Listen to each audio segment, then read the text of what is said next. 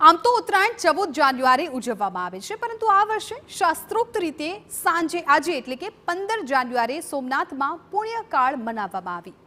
મકર સંક્રાંતિના પુણ્યકાળમાં સોમનાથ મંદિરમાં સૂર્યપૂજા, ગૌ પૂજા સહિત ધાર્મિક કાર્યો કરવામાં આવ્યા। મહાદેવને શુદ્ધોદક જલ, દૂધ, દહીં સહિતના દ્રવ્યોનો વિશેષ અભિષેક પણ કરવામાં આવ્યો। મકર સંક્રાંતિના પર્વને લઈને મોટી સંખ્યામાં શ્રદ્ધાળુઓ ઉમટી પડ્યા હતા। શાસ્ત્રોક્ત વિધિ વિધાન સાથે મકર સંક્રાંતિના પુણ્યકાળમાં વિશ્વ કલ્યાણની પ્રાર્થના સાથે પૂજન કરાયું હતું।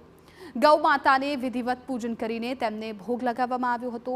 ભાવિકો ઓનલાઈન માધ્યમથી મકર સંક્રાંતિની વિશેષ પૂજામાં જોડાઈ ધન્યતા અનુભવી હતી।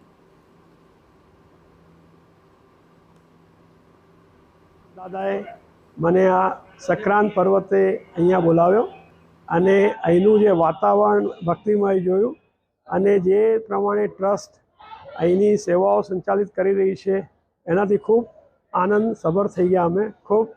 અમે અહોભાગ્ય છે અમારું। અમે પૂજામાં બી પાઠ લીધો। સોમનાથ મંદિરમાં પણ ભગવાન સૂર્યનું પૂજન કરવામાં આવ્યું। તેમજ સોમનાથ ટ્રસ્ટ દ્વારા ટ્રસ્ટના પ્રકલ્પમાં એક જે ગૌશાળાનો પ્રકલ્પ છે, ટ્રસ્ટ દ્વારા ગીર ગાયની ગૌશાળા અહીંયા કરવામાં આવેલી છે, જેમાં 175થી વધારે ગીર ગાયો ગૌશાળામાં છે। આજે ખાસ આ મકર સંક્રાંતિએ આ ગૌ પૂજન પણ કરવામાં આવ્યું। ખાસ કરીને આજે ગાયોના પૂજનનું, દાન પૂર્ણનું અને પૂજાનું વિશેષ મહત્ત્વ રહેલું છે।